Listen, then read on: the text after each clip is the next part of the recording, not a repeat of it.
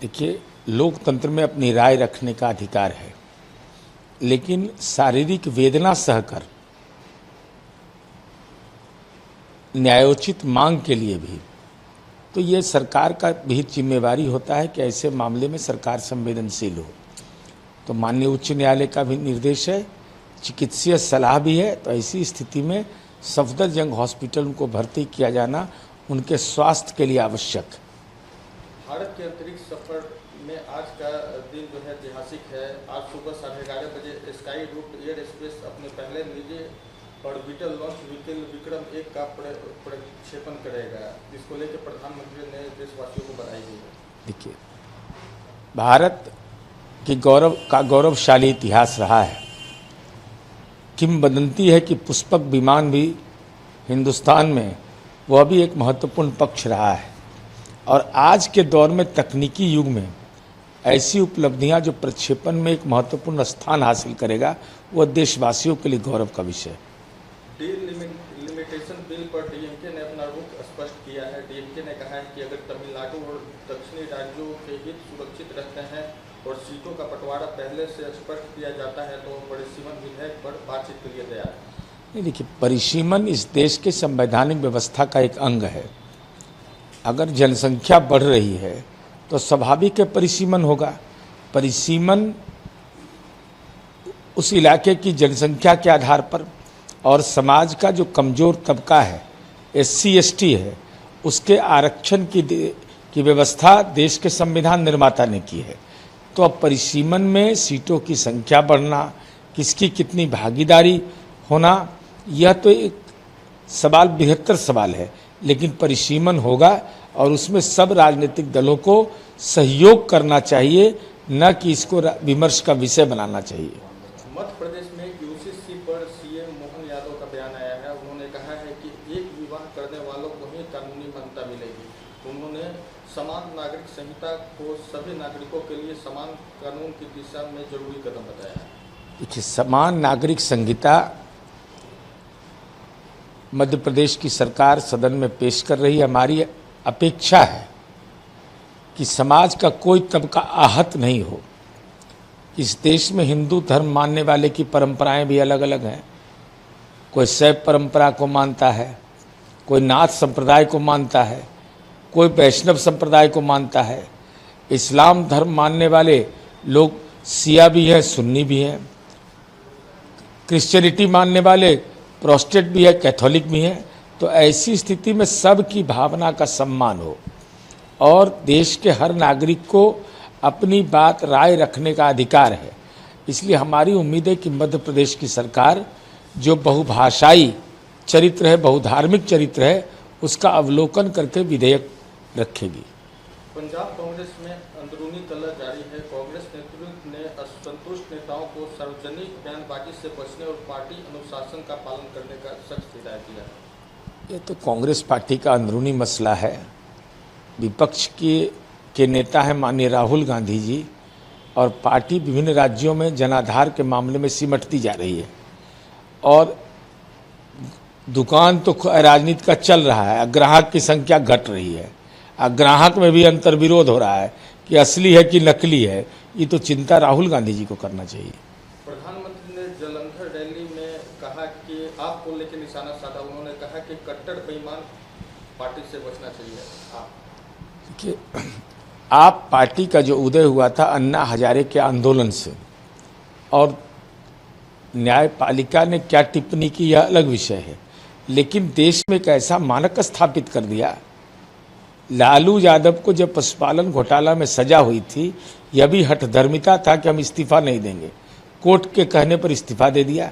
लेकिन अरविंद केजरीवाल ने तो रिकॉर्ड कायम कर दिया। भाई, जेल से सरकार चलाना, उनके मंत्री जेल में रहे, उसको बर्खास्त नहीं किया जाना, यह तो गंभीर अपराध किया गया है। नैतिक मूल्यों का यह अपराध है। आप बरी हो जाते, उसके बाद आप ओथ ले लेते, कोई नहीं रोक सकता था। लेकिन जो इस ढंग का आचरण अरविंद केजरीवाल ने किया है, वह देश के नैतिक आंदोलन को कहीं ना कहीं ठेस पहुंचा है। मानसून सत्र में कांग्रेस ने कहा है कि संसद में पेपर लीक, महंगाई और भ्रष्टाचार जैसे मुद्दों पर सरकार से जवाब मांगा जाएगा। देखिए, मानसून सत्र में सरकार कि ये विहित जिम्मेवारी है कि सरकार हर प्रश्न का जवाब दे और सांगोपांग जवाब दे। अगर आप पेपर लीक का सवाल उठा रहे हैं तो गहलोत सरकार का 15 प्रश्न पत्र लीक किया जाना, 15 परीक्षाओं का, उस संबंध की भी चर्चा होगी। इसको कैसे बेहतर भी किया जाए, कानून में कौन और संशोधन किया जाए, ये रायशुमारी की जाए तो ज़्यादा बेहतर है। वैश्वीकरण के जनक दिवंगत मनमोहन सिंह हैं, पूरी दुनिया के लिए हिंदुस्तान का इकोनॉमी खोल दिया। और आज जब महंगाई की बात आती है तो महंगाई की बात केवल देश के संदर्भ में नहीं है। अगर अमेरिका, ईरान, इजराइल का संकट आया है तो ये संकट का वैश्विक अर्थव्यवस्था पर असर पड़ा है। तो स्वाभाविक है पेट्रोलियम उत्पाद में हम आत्मनिर्भर हैं नहीं। आप भी 55 साल राज किए तो क्या किया आपने? तो आज इथेनॉल चाहे दूसरे हम उत्पादन की इकाइयों पर भरोसा करके आगे बढ़ रहे हैं। इसी बीच पेट्रोलियम उत्पाद जब बढ़ेगा दाम, तो स्वाभाविक है जीवन रक्षक दवाई हों, जीवन के जो आवश्यक उपयोगी सामान उसके दाम बढ़ेंगे। इसलिए महंगाई को भी सार्वभौमिक रूप से विचार करना चाहिए, न कि राजनीतिक ईर्ष्या द्वेष के बुनियाद पर। और कांग्रेस पार्टी को यह भी बताना चाहिए कि देश के अंदर में आपने लंबे समय तक राज किया, सार्वजनिक क्षेत्र की कंपनियां जो विनिवेश हुआ, आप भी तो सरकार में रहे, आपने उसको खोलने का कौन सा प्रयास किया? नई आर्थिक नीति जो देश के अंदर अपनाई गई है, हमारी समझ है कि उस पर भी संसद को विमर्श करना चाहिए, कितना लाभ हुआ है, कितना हानि हुआ है।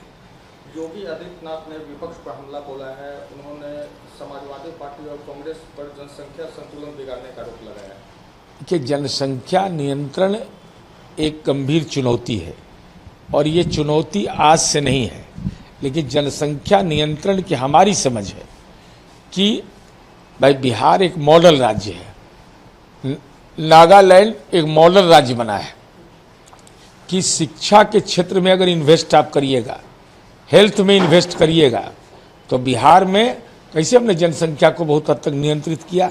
बांग्लादेश इस दुनिया का एक ऐसा मॉडल है जिसने जनसंख्या को शिक्षा और स्वास्थ्य के क्षेत्र में सरकारी निवेश कर करके वहाँ बेहतर किया है। इसलिए शिक्षा और स्वास्थ्य के क्षेत्र में मानव विकास सूचकांक को बेहतर बनाइएगा। जब ज्ञान होगा तो जनसंख्या नियंत्रण हो ही जाएगा। डिलिमिटेशन बिल पर विपक्ष की रणनीति है, कांग्रेस विरोध में है, लेकिन डीएमके, जेएमएम, एनसीपी, बीएसडी जैसे दलों के रूप अहम माना जा रहा है कि परिसीमन विधेयक का विरोध करने का कोई औचित्य नहीं है। इस देश की संवैधानिक व्यवस्था का अंग है। जनसंख्या बढ़ी है, दलितों की जनसंख्या बढ़ी है, तो क्या उसकी हिस्सेदारी नहीं बढ़ेगी? क्या उसके सीटों की संख्या नहीं बढ़ेगी?